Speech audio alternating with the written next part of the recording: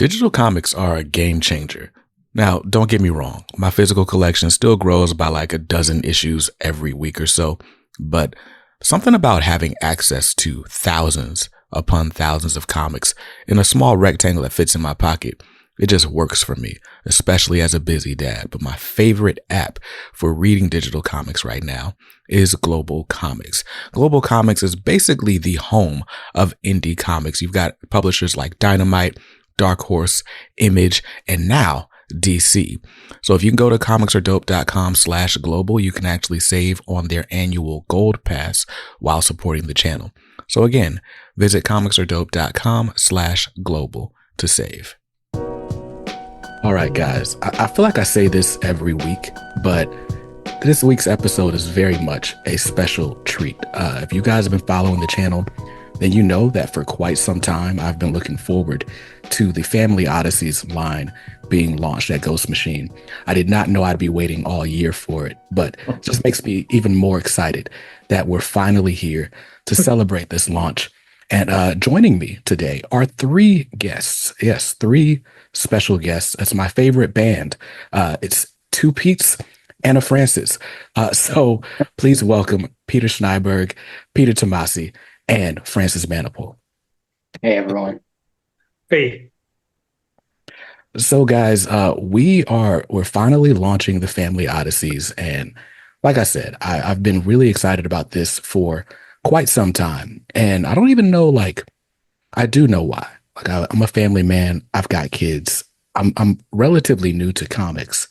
And for me, the most surprising thing about direct market comics is how little of the content is tailored in a way that multiple age groups or age ranges can enjoy it. And so anytime there's a book that I can, read and enjoy myself as an adult, but also, not have to hide from my kids and stuff like that, it's a great day for me. Great. That's perfect. You're saying exactly what we like to hear. Nice. Nice. So yeah, we've been looking for you all year. You're the perfect candidate. Yeah. So I feel like I'm the target audience, and I guess there are several different target audiences, but like I said, we're here to celebrate the launch of this Family Odysseys line universe. I don't know how we're going to describe this, but there are two titles launching. One actually, as we filmed this, just launched yesterday, and that's the Rocketfellers. That's written by Peter and Francis, with art by Francis.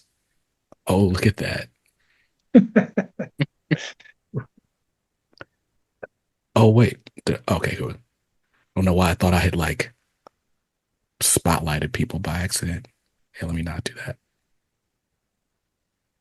All right. So while I finagle with the page layout, Peter, since you're here on the screen with me, could you tell me a little bit about how the Rocketfellers came together and how you sort of came to the table at Ghost Machine? Well, Jeff and I go way back, many decades. And I knew Jeff was thinking about doing this for a while, creating a company with a bunch of people who, were at the top of their games, great storytellers and people that we would all be able to get along with. And it worked out great. And he was talking about the different brands, the different lines, and based off of Batman and Robin and Superman and Super Sons, a bunch of the books I've done at DC. We sort of zeroed in on doing a Family Odysseys line, and Family Odysseys line consisting basically of not being a juvenile book, but being, as you mentioned right off the bat, which is a book for all ages. You could be 80 years old, you can be 18 years old, you can be 8 years old, and still enjoy different aspects of the book, which is what's great about comics, when you can have a wide spectrum, or I think they say the four quadrant, when it hits all these different age ranges and genders. So there was just a little concept, just a family going into from the future into the past, and that was it. That was all we had, and I'd always wanted to work with Francis, and the stars aligned, and Francis and I got on the phone. He agreed to be a part of the company, and then we just kind of beat the book into shape and uh, created the characters to populate it and the storyline to the spine of the story to follow these characters through, and that's really kind of how it started out. Nice. And Francis, of course, you're not a stranger to writing and drawing. You've done it with The Flash, you've done it with other titles. But just how was it coming into this experience on this creator-owned title and helping to really form this world with Pete for the Rocketfellers?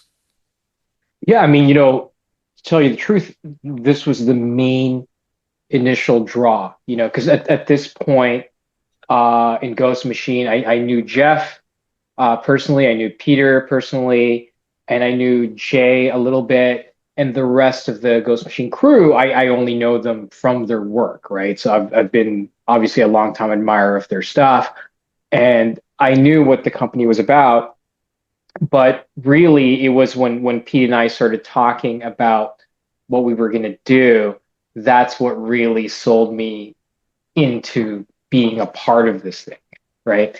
And what's kind of interesting is that, like, once I did, once I met everybody in New York, if I had met them before, Pete and I came up with the Rockefellers, I would have joined right away because I didn't realize we would all get along so well, right?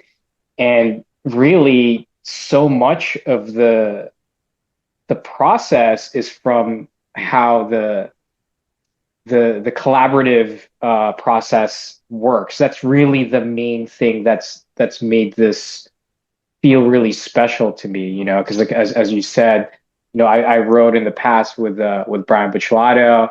Then afterwards, I started writing on my own. But it is kind of difficult to be in a silo by yourself for a long time. Part of what makes comics a lot of fun is really the collaboration, right?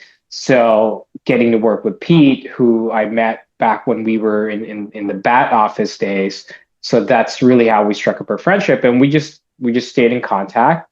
And throughout many years, we only did one book together, and this felt like the perfect time. It was a culmination of both of our experiences colliding at this perfect juncture of our career and this company that was about to be born.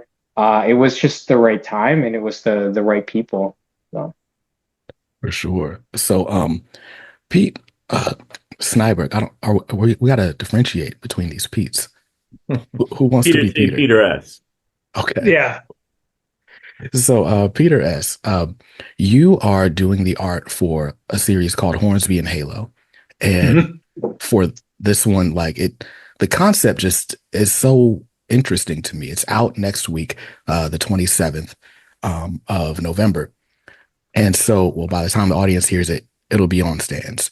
But basically, heaven and hell are at war. And in this ages old war, they decide okay, let's try to there's no hope for us, but maybe there'll be hope in the future that the next leaders of this whole thing can get along a little bit better. And so they send these children to Earth to be born and raised, or to be raised by people who maybe couldn't have kids on their own, and basically to use the Earth as a sort of training ground for their eventual roles as the leaders of heaven and hell, respectively. When that concept came to you, how did you feel about it? When Pete presented the idea, I really loved it. I loved it because I like the idea of the kids. The characters was really such a strong. It was just such a strong. The whole idea of these kids coming into puberty, more or less, and at the same time discovering that they have these, it's a great metaphor that they suddenly discover that they have to find a whole new place in the world. And of course there's all the philosophical ramifications and stuff like that, but it was mostly the thing about the kids suddenly waking up one day and discovering that the world is a lot more complicated than they thought it was, and they suddenly have to deal with a lot of stuff they never had to deal with when they were younger. I thought that was a brilliant idea, and I really like drawing kids. It's not something you get to do that often in American comics, but I like I like there's just something about them that's just fun to draw. And so that it just felt it just felt like a really good idea. Right. Yeah. I don't know what it is, but I as a reader, I like seeing kids in comics. Like, and my favorite Robin is Damian Wayne. When I was getting into comics back in 2019, Adventures of the Super Sons was out. Mm. And so I was eating that stuff up, like Damian Wayne, Jonathan Kent. Like there's just, I don't know, something about the child character as like your point of view. Um, you get to kind of see the world with a sense of wonder, and a sense of innocence, that I don't know, it just feels fresh. And I don't know, maybe it just keeps us young at heart, but I love seeing kids in books. What would you say, Pete, is um, makes drawing them so fun?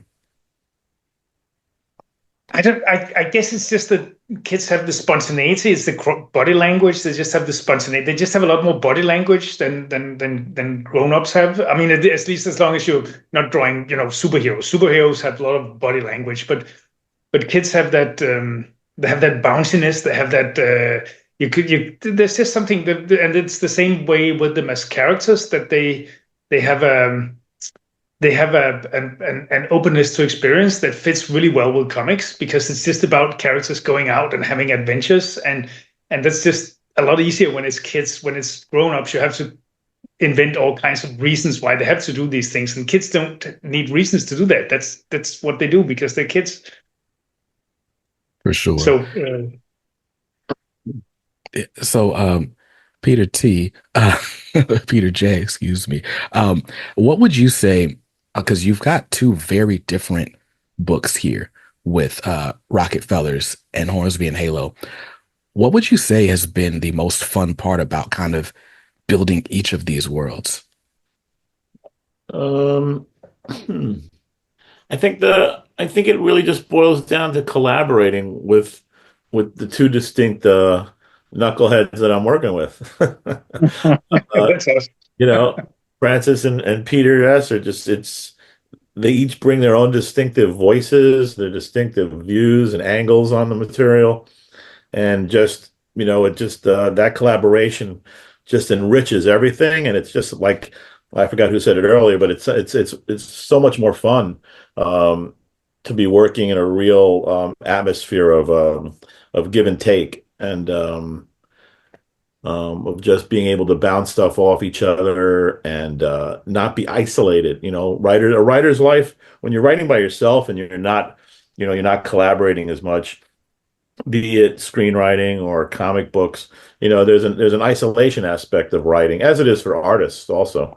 But you live in your head all the time, so it's nice when you can kind of just keep that that open door in your head and just have somebody else walking through it while you're figuring stuff out, and just it's actually just more fun in the end. So yeah, just both books have distinct viewpoints, obviously, but it's really the people I'm working with that make it the best, make it really fun. Awesome. So Francis, you're working on the Rocketfellers and you get to draw this whole family from like basically ages like 8 to 80. There's even the family dog. But the first time I saw any of your work, it was, well, not the first time I saw it. I'd experienced your work because you had a run of variant covers for the Damian Wayne Robin series that had been out for a little while. And so I was picking those up. But then I don't know how I stumbled on your YouTube channel, but this was like during the time when Clear was coming out.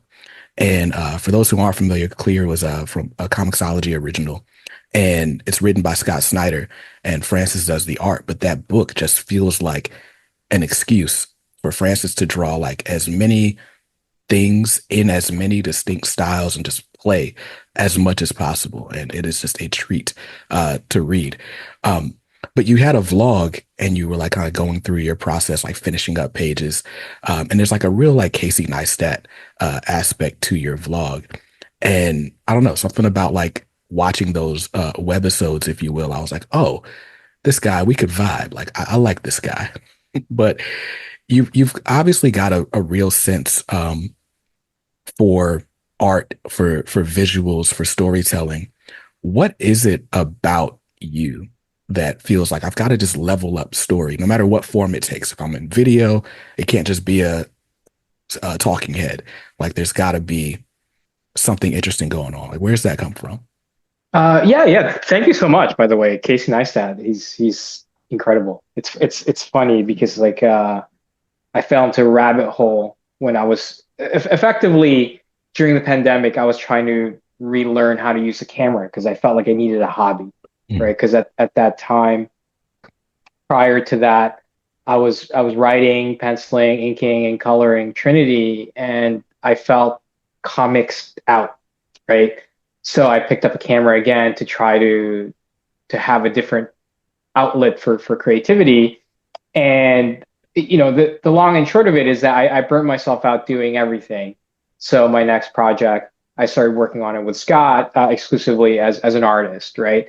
And what was interesting was during my time on that, I found that the the bug to write was kind of still there, Mm. and it was when I realized that because I would initially it was just about photography, and then I realized, oh, I could take videos. So I would take videos of my kids and my family, and they just sit on your hard drive doing nothing, right? So I would edit them together into these family videos, and I would send them to my family, and I really enjoyed it, except the schedule of an artist kind of takes up a lot of time. So eventually, I'm like, well, I would get to the point where I just want to like touch the camera. So I'm like, okay, well, maybe if I focus this on to coincide with the work that I'm doing, it'll give me an excuse to play around with it, right? And then as you said, as I started editing the footage, I don't know, I couldn't just slap it together in chronological order. My brain, the writing brain, started weaving into how those videos were formulated. So really, a lot of the things that I was applying to my videos is exactly what I learned through telling stories through comics, right? So it kind of all comes back to that, right?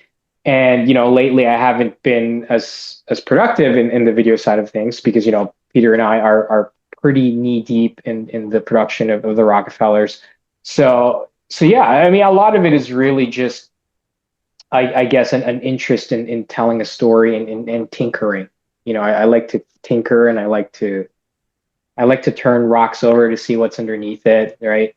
And that's really where it comes from, right? And as Pete will tell you, I'm constantly telling him about YouTube and stuff like that, and how it really is a great medium to be able to tell stories. It reminds me a lot of when I first discovered comics and realized I could tell stories through that, right? And it's one of those things where back then people would buy comic books and say, wow, I can do that, therefore I want to do it. And I think YouTube is kind of filling in that gap these days for people seeing a story or a creative output that they want to try to replicate.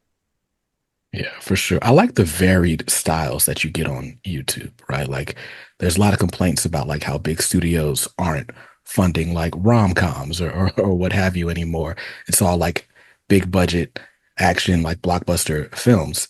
So on YouTube, it's kind of like where you can get everything from like me just saying what comics are coming out next week to like really cool like indie films, vlogs like yours, documentaries. There's a lot of really cool stuff on YouTube, and I like that there is that variation there. Um, and I Well, like that it's that's what makes comics great too, because in a weird way, comics used to do that all the time. Yeah. From superheroes to action to romance to horror to western Mhm. to just war, detective stories, children's stories. Then you had comic strips on newspapers. So was just a great mass of genres that were always available. And then superheroes kind of crowded it out for quite a bit, quite a long time. And then it kind of has recycled, circulated again, and we have more genres again, and that's what's great about Ghost Machine, because it's like, it's almost like, looking at Marvel when it first started. I mean, here we have a guy from the Revolutionary War. We've got a Geiger, a radioactive man in the desert. We've got family from the future trying to hide in the present. We've got two kids, an angel and a demon. So, it's all these different things. You got Rook, which is this whole world thing, and Devour.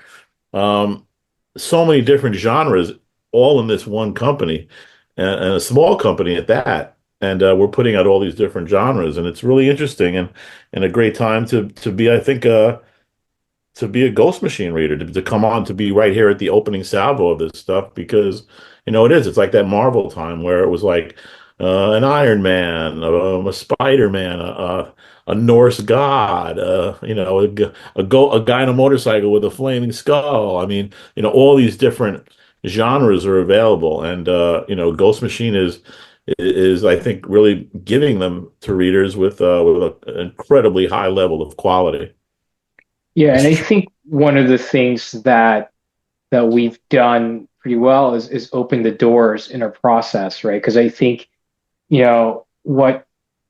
what happens, I feel these days is that, one of the things that I loved about comics, as Pete said, the variety in stories, right? And what got me even more excited was whenever I got a peek at how it's made, right? I think that kind of stuff always excites people. The whether it's the illusion or the possibility that this is something that you can do, I think whenever the process is shared, it's something that excites people, right? And I think that's why, social media has become such a big thing, because anybody can do it, right? And I think getting people to understand that, look, I don't want to say anybody can do a comic book, but anybody can make a comic book. Whether it becomes a living or not, it's a whole other thing, just like social media. But I think what's kind of really important is showcasing the medium, right? And I think that's what's really been at the forefront. I think that the stories that we tell kind of speak for themselves, and then with the additive nature of revealing the things behind the process, the people who are part of it, I think that's formed a really great identity for our company, because a lot of the people who are coming into our books, they have prior knowledge of all the creators that are here, right? So as we say, creators that and then characters that you'll love, right? So that's kind of I believe a good entry point for our company and our books. For sure. And we've talked about comics being collaborative. And one thing that strikes me about Ghost Machine is just how close knit everyone seems. And I don't know, it's kind of uncanny, because you guys are all spread out, like literally different countries, all parts of the world. And to my knowledge, the only time you all really get together is this New York Comic-Con summit. But it feels like, to anyone that sees you guys working together, like you guys just hang out all the time. What is it about Ghost Machine that makes you all love to be there so much? Peter S., how's it been for you? Yeah, well, I'm maybe, I don't know, maybe the one who's most isolated. I guess this, like, yeah. Anyway, I mean, obviously, it's a long distance job, but we have our social media group and stuff like that people are pretty active in, because as Pete said, it's kind of a lonely job, so it's nice to have a chat room that you can chat with the other guys when you're working. But I think it's also because we share an attitude towards the work. I mean, we're all like really dedicated storytellers. Like we're in this we're all in this because we really want to produce the best told comics that we can. I mean, we share a certain work ethic and a certain enthusiasm for the medium, and that we share with a lot of other people, of course. But I think it's just a great. It's great to have a group of people that you come together with, even if it's just virtually, because you have this shared interest in making this the best we can. That I think that's really a really, really important part of it. True. So when Ghost Machine started, I felt like maybe the easiest way to describe it was like a sort of new age Image. But one key difference between you guys and Image is Image was kind of always a holding company with a bunch of siloed parts, and they might interact. But for the most part, Extreme Studios, Extreme Studios, and Wildstorm was Wildstorm, and so on. But with Ghost Machine, you all own Ghost Machine. You all own everything, and it's each book is all of yours, and so you all have a vested interest in the quality of the product. And I think that perhaps adds to this whole collaborative nature and feel. But how is it with so many varying personalities and ideas? Like, how has it been sort of getting to see what Jeff's doing or what Lamont's doing, and how does it inform the work that each of you are doing? Yeah, no, Peter, go ahead. I was just going to say, it brings a, I wouldn't say, I mean, I don't want to say that it brings a sense of competition, but I would rather say it brings the sense that nobody wants to be the guy who lets the other guys down. We all want to make sure that we keep maintaining the level of quality. And the first guys, when they started with Geiger and that stuff, I mean, they set a very, very high bar. And we're just all trying to really live up to that promise that we're going to give the readers the best we can do. And we hope they will trust us with the money to just keep delivering the best content that we can, so we can keep doing this for ever and ever and ever. Yeah, I think there's a lot of anxiety over making sure everybody's pulling their own weight. There's always this feeling. It's like, oh man, am I not living up to the thing? And I think what makes it really different from Image back then is that, with all the studios at Image, when they first launched, the best way to describe it is that each one was their own kingdom, right? Wildstorm was its own kingdom. Extreme was its own kingdom. TMP was its own kingdom.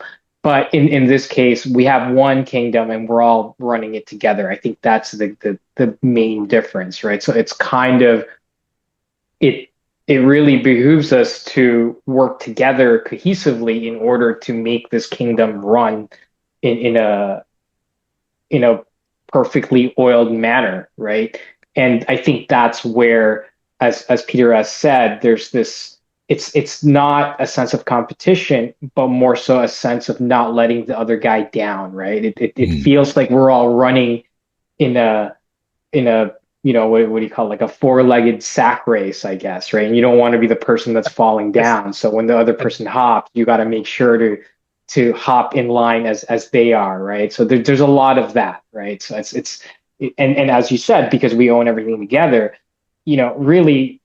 It's hard to be jealous of another person's success when you realize their success is your success, right? I think that's one other thing that really changes things. It's much more of a team effort, right? Like at the end of a let's say a playoff run and you win that championship ring, it doesn't matter how many points you got, we're all getting rings, right? Whether you sat on the bench or you played 30 minutes, you're getting a ring, right? And I think that's been a very illuminating part for all of us in that every win that we each have individually is a collective win for everyone.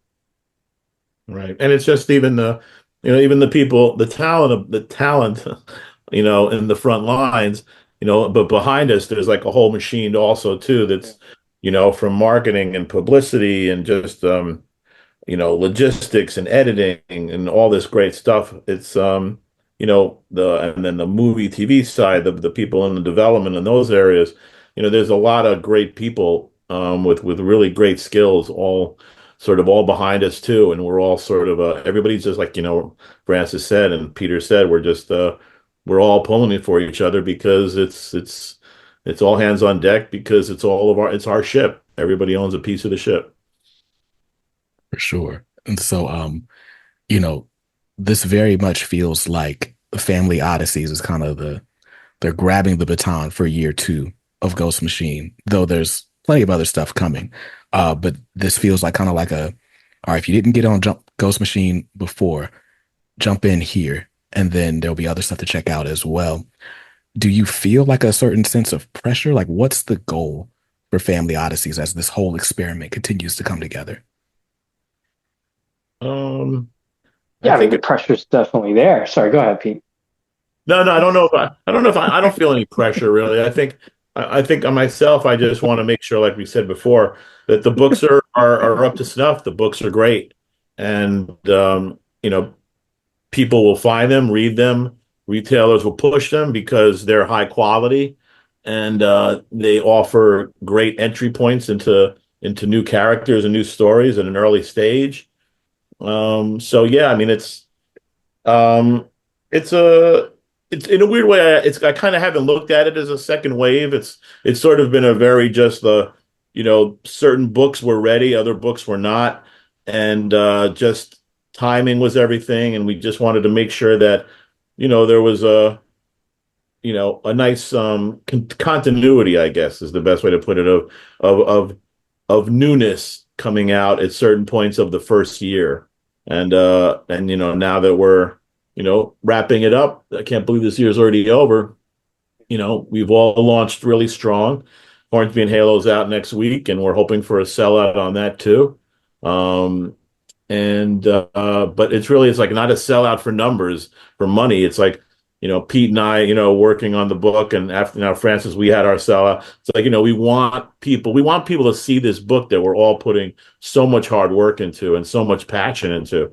And, because we know they're going to love it. And, yeah, it's been great.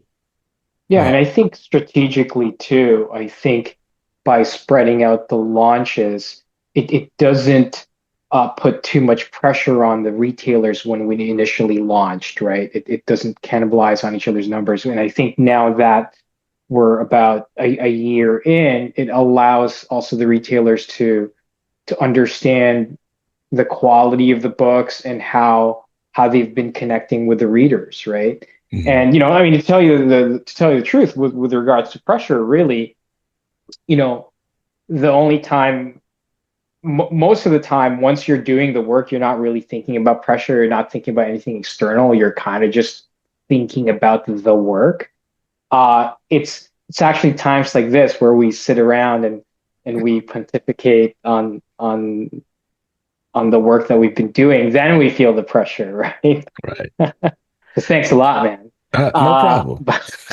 But yeah, no. The thing is, as we mentioned before, this whole collaboration has been so much fun, right? It's every day we get to tell the stories that we want to tell, and really, when you enjoy something, the hope is that the success is kind of a byproduct of your process, right? It's hard to really manufacture an enjoyment backwards as you're only thinking about the end goal and the success of the product or the story or the book, right? You kind of have to enjoy yourself along the way because that's what you do every day, right? You don't live in the successes. You live in the everyday of sitting right here working on the books and telling the stories, right? Right. So. But speaking of what the goals are, I would say that right now I think what we're all looking forward to is the point where we get to when we have a couple of years runs of these books, so that these characters, when we start, we have the whole mythology. It becomes the world unfolds, and we can start telling more complex stories. Because right now we're just building the groundwork for these universes as they blossom up. So that's really what really it's about right now, is like laying that groundwork. Nice. Yeah. And speaking of groundwork, right? Like all of these stories have to start with issue 1, right? And so we're looking right here at Hornsby and Halo #1, which is out Wednesday, the 27th. And it's written by Peter, with art by Peter. No, but we've got a few preview pages up on the Image Comics website. So I'm not spoiling anything that's not already out there. But I really just wanted to sort of soak this in and really give Peter his flowers for this art, because it is just really cool. I love this. I don't know. For me, when I see this page, it very much reminds me of the Hercules animated film. That's good. Oh yeah, yeah. But I love that. Like the child that doesn't know their own strength is always fun. And we see these two kids like basically living in worlds that could not be more different from each other, coming from very different backgrounds and experiences. And then later on, they are basically right here in the same spot. Um, and Peter, as you were talking about like loving drawing kids because kids are so expressive, like this right here, just the tongue out, uh, is something like I just love seeing that. Like just the I'm gonna try really hard. Like I'm drawing this picture, I'm really focused, and it's like, whereas an adult sitting at an art board, Mm. like they're gonna try their best to look cool. Like, all right, got this done, right? But kids, like, they're not afraid to show you that they're trying, or how they're feeling. Right. Um, And even if you look at that small little scene on the bus, there's not a lot, you can't see a lot of them, but I mean, each of those kids and those, they're all distinct. Each one has a different face. Each one right. has a different personality. You look at that kid on the back, like in the last panel, right Mhm. away, you almost know exactly who that kid is just by the way he's squinting and looking. And, it's great. And, when you juxtapose those pages with the heaven and hell stuff. Look at the range of between those opening pages with the babies, and then you get to the stuff in the present day. I mean, it's amazing. The book's just beautifully drawn, and look at the coloring. The coloring by John Oh, Kalis let's not forget. Yeah. is wonderful, and the lettering with Rob Lee is great. So yeah, look, being objective, and for 3.99 and 32 pages of just this beautiful stuff, man, it's a hell of a deal. A hell of a deal.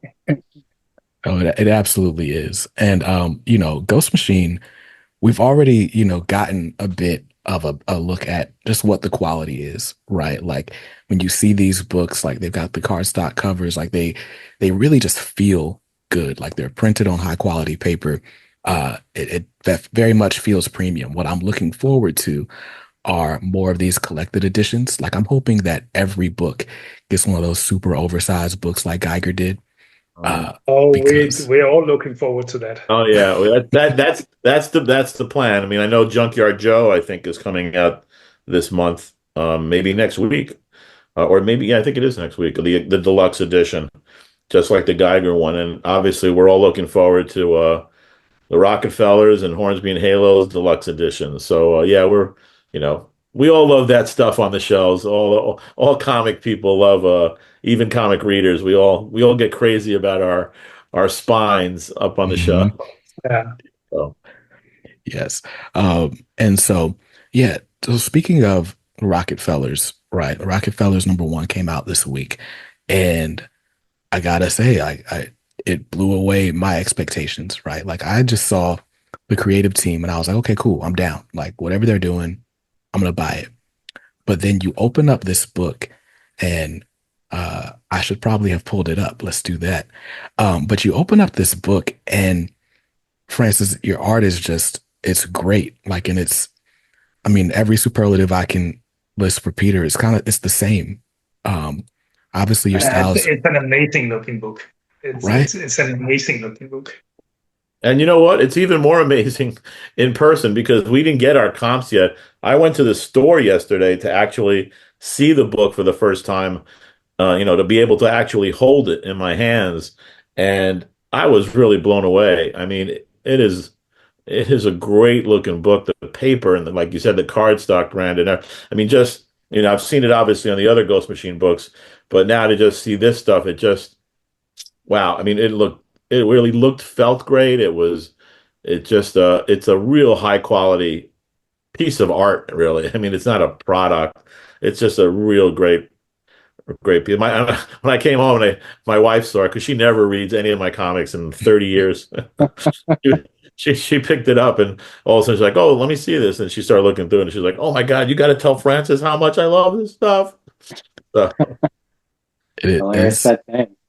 Yeah. no, it's great. Like just the texture, um, the tones. Like I even like this thing that you. I don't. I'm terrible at describing art, right? But you can see the line work, but all the lines aren't black. And so it's like it gives like sort of contours and I don't know, just it just feels good, like looking at it.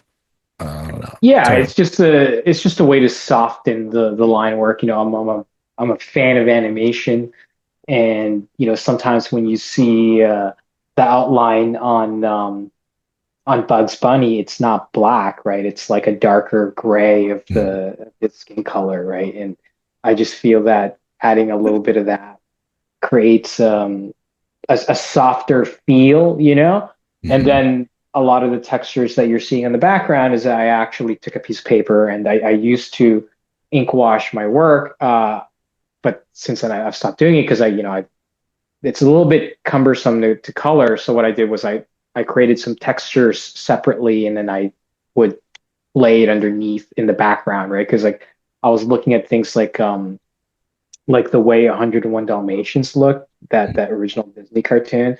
So a lot of the influences are really coming from the older Disney visuals, right? And kind of just trying to do it in an updated comic book way, I guess. Because I mean, since I'm coloring, I may as well take advantage of the fact that I get to touch the artwork post inks, right? Right. So And I talked about like some of your earlier work just being an excuse for you to just go crazy on art, but this page right here, like the spaceship with the Rocketfellers title, there worked into the art. And if you guys look closely, like there's a point in this book where the dog is flying the spaceship, and it's just like the wackiest things happening in this book. But like, where in the world did this spaceship design come from? Like, how do you design this vehicle? Pete, you want to answer how I designed this vehicle? And he looks at the blank page and just draws it. Yeah, no, I've been asked this question many times before, and unfortunately, I don't have a good answer in that, I didn't sit there and design the stuff. I kind of just drew it on the page. Mm, The well-crafted answer is that I like to design on the page so that way I can see what it looks like in motion, right? mm, Because sometimes you could draw something on a piece of paper and do a turnaround, but once you're playing with that design in an actual sequence, suddenly the designs don't work, right? So a lot of it was really coming from shape and motion. Like the main thing with the ship was really just the shape and the motion. That's all I was trying to capture.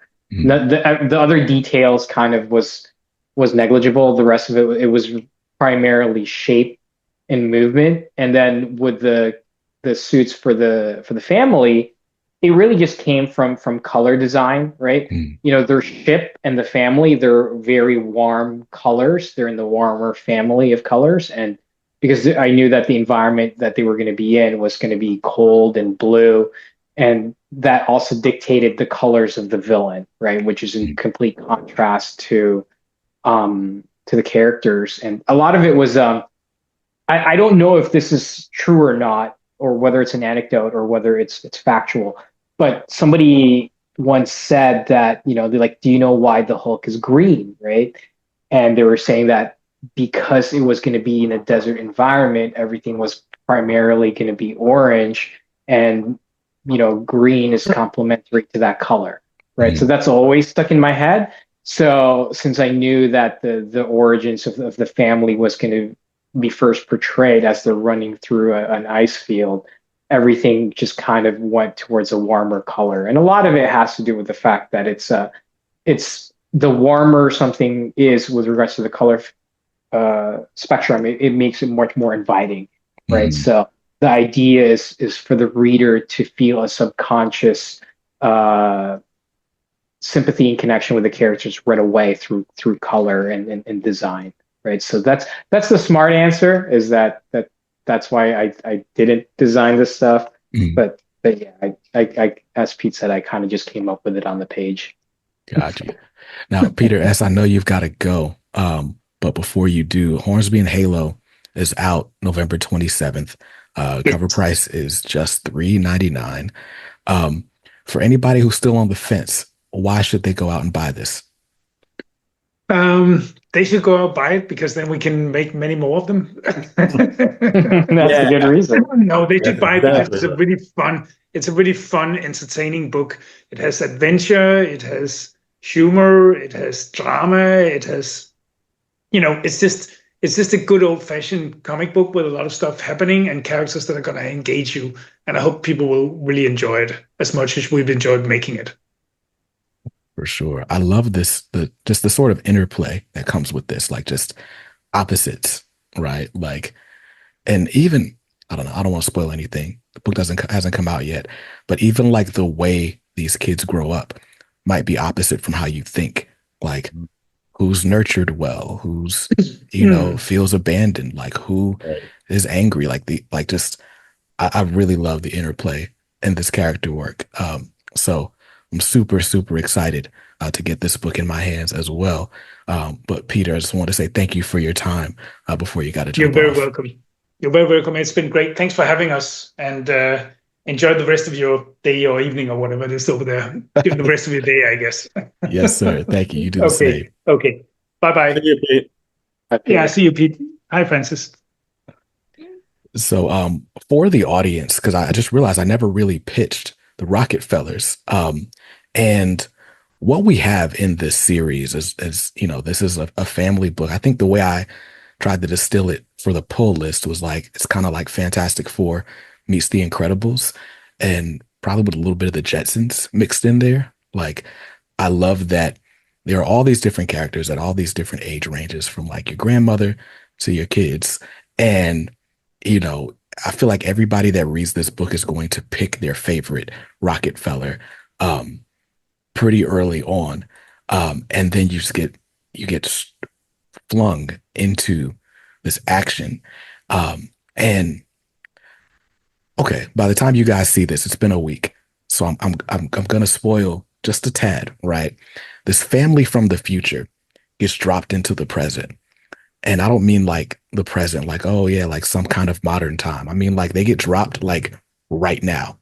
And, at least from issue 1, the way it seems is as though like every issue is going to take place in real time, like November 2024, right? Like, how did you guys come up with that as a concept?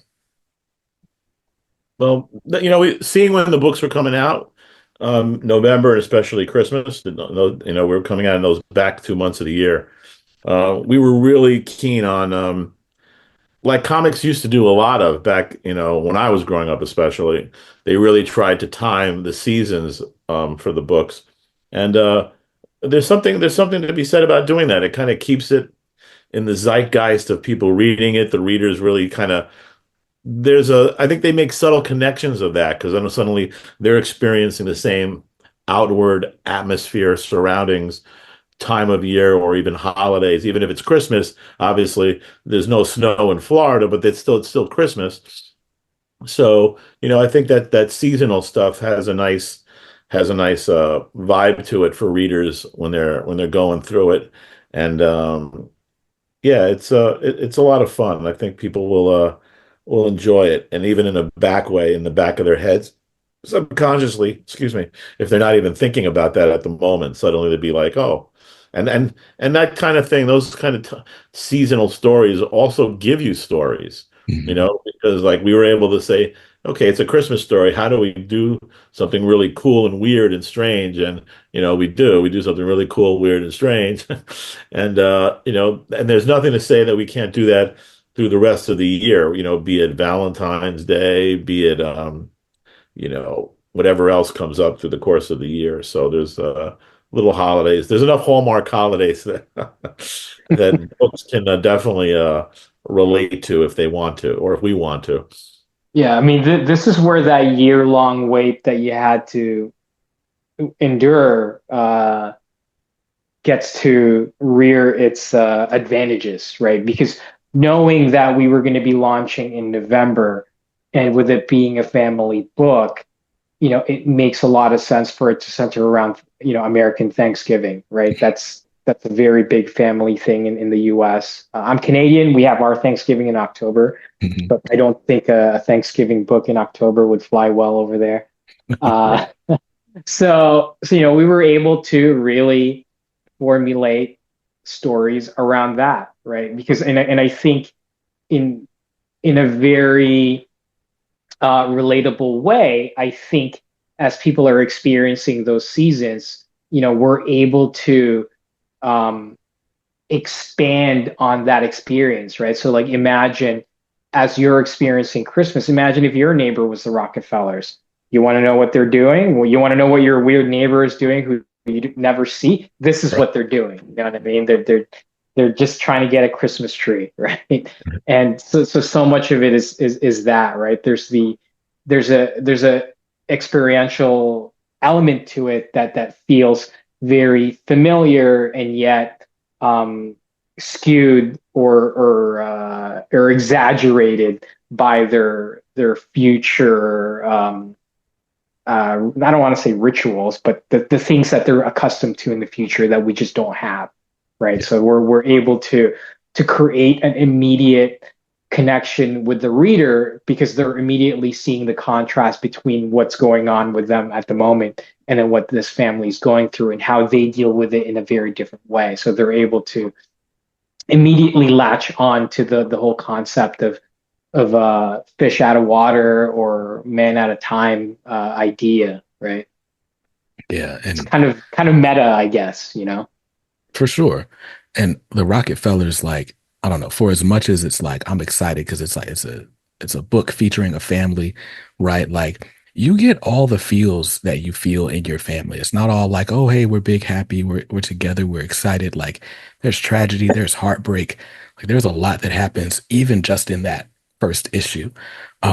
But with you guys kind of at least doing this seasonal thing for now, however long that goes, right? Like there's that impetus, like, because I'm notorious for falling behind in the pull list. Like, you guys watch me every week, and it's like, yeah, I was reading this 3 months ago and I liked it, but then I got all these other books and now I don't know, but I'll keep buying it, right? Like, this gives you another reason to keep this book at the top of your pile because it's like, I don't want to read the Christmas issue in July. Yeah, I didn't think of yeah, that. That's good. yeah, and I think it creates like an excitement, right? Because once you get to know the character, to look forward to Halloween, right? Like, Hmm. what are they going to do in Halloween? What are they going to do next Thanksgiving and next Christmas, right? I think it creates a sense of anticipation. And the thing is that we can't really get that. We have to earn that. We have to earn that through the readers going through the journey with the characters. And once we do, I think that's when it becomes even more fun, right? I think it's the kind of book that will hopefully keep feeling like it's much more rewarding the longer you stay. And I think those pivotal holidays make a big deal. And selfishly in the back of my head, I think I was telling people, how cool would it be if we did like a Rockefeller Christmas collection, where it's just the holidays or something like that. I think that could be really fun. That could be a really fun different thing. It's kind of like a Simpsons House of Horrors, right? Everybody Right. loves just binge watching those, right? So yeah, that's but yeah, I never thought about reading it every month because of that. Now we're gonna use that as a feature. Thanks, Right. dude. Yeah, no problem. What I love about like even just all these ideas you guys have is that there's no one to tell you no. You get to Yeah, do whatever you want. I think that's what's so amazing about Ghost Machine, and it has to be gratifying, right? Like after all of these years building up different universes, working with other people's toys, like to be able to do this with this level of control, and while knowing how to do it. So many people that kind of start their own companies, they start out starting their own companies, but you guys have been around the block a couple times, and it's like, nah, we get to do this right. Yeah, it's you really hit it. Yeah, you really hit it on the head. It's as much as we all loved working for our respective companies. I mean, I spent 30 years at DC basically. So I did a lot of work there, editing and writing, and loved every second of it. But yeah, this is just different. This is now to be able to just be on the ground floor of something like this and with collaborators you're really keyed into and just and like you said, there's there's nobody to say no. That's a real that's a really cool thing to, obviously we gauge ourselves and things like that, but yeah, to be able to just not have some silly business thing play into a story, or some even a personal thing on an editorial side that, you know, no, nobody's gonna, we've joked about this other spots, like nobody's gonna tell us that, the Rockefellers, well, they wouldn't do that, or Roland wouldn't say that, Right. Oh, really? Why? Why is that? Why do you know these characters better than we do? So Yeah. it's it gets kind of funny sometimes where you deal with things like that. So Yeah. I mean, I remember Yeah. even Batman, I was a competitor of Batman, and then when I was writing Batman, I had an editor say, well, Batman wouldn't say that, and I was like, I was the group editor, you remember? So yeah, it's pretty funny. It's a really the power of the power of no. Yeah.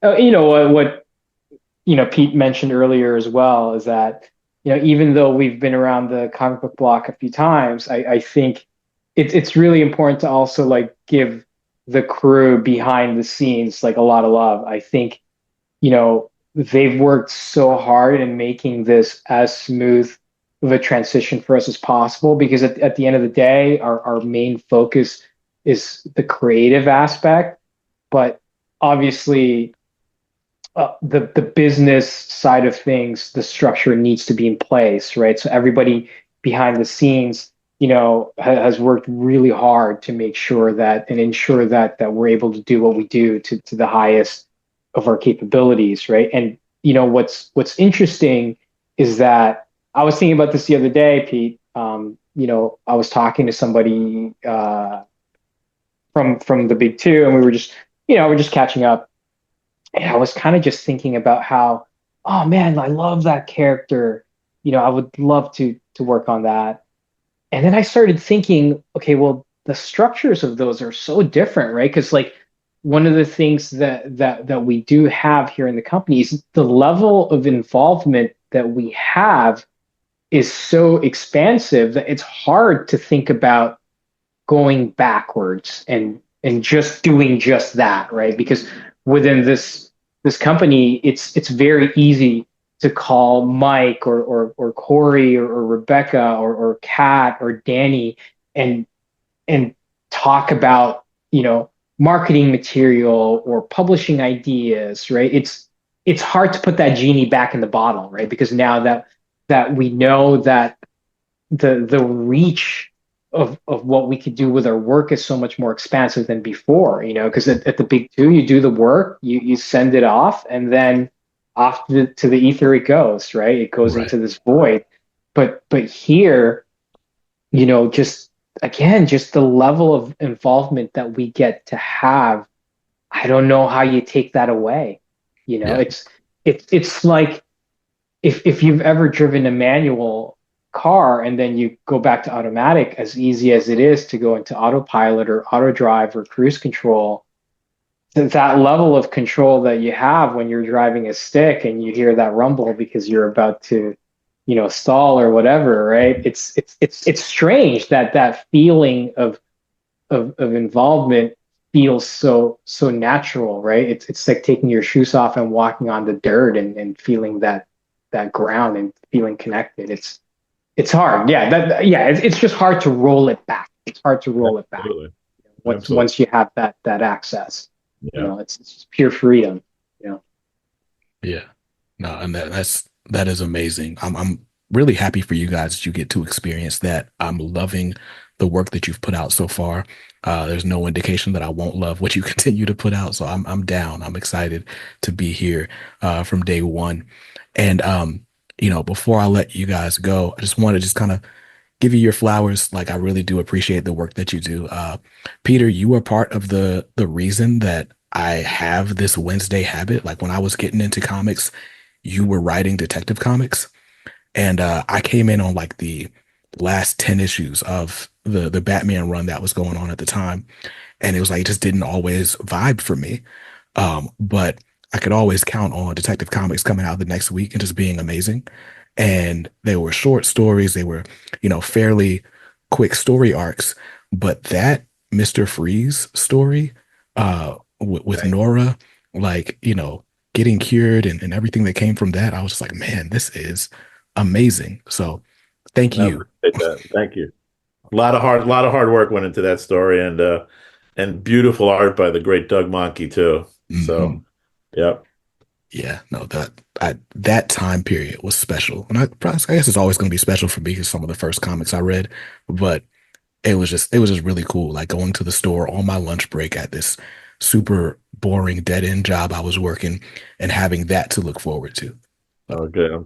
Hey, that's the one thing we love about, doing this is, we see it at conventions, we hear it from guys like you, and it makes our day, makes my day to hear that. When I know I gave somebody that just 15 minutes of joy and whatever that day is mm, that's priceless. Trust me. It's not a lot of people get to have that ability and do that and be able to give that, and I don't take it for granted. So thank you. no problem at all. Well, you guys, the Rocketfellers #1 has already been out for a week. Hornsby and Halo is out as of yesterday. So go to your local comic shop. Pray to God that they still have copies on the shelves because this is going to be a sellout. And if you do miss out, final order cutoff for the second printing would be like this weekend as I'm talking to you. So order it so that you can read these stories and experience the joy that I have for these. Peter, Francis, thank you so much for your time. You guys are welcome back anytime. Dude, our And our pleasure. Yeah. Oh, Thank also, you. since I shouted out a lot of the behind the scenes guys, also shout out to Brian and Jamie and Sophie. So, like I said, there's a lot of people behind the scenes that make this work. for Thank you. sure. Speaking of, huge thanks to Kat for bringing this all together, Yeah. and aligning these schedules and things. There's definitely a huge team at Ghost Machine, and every joint supplies. Everybody is important to the mission. So thank you all for being here, and thank you guys for Thank listening. you, Brandon. Thank you. And Yeah. hey, Thank you very much. have a great Thanksgiving and a great holiday. Thank you. You guys do the Oh, same. that's right. You guys are about to have your Thanksgiving. It's okay. You can have your one moment of Canadian pride. Um, Well, appreciate that. no Thank problem. you. So for you guys listening, again, go out and grab these books. I don't know what you're doing after you listen to this, but hopefully you stay safe, stay awesome, and read something dope today. Peace. Comics are dope.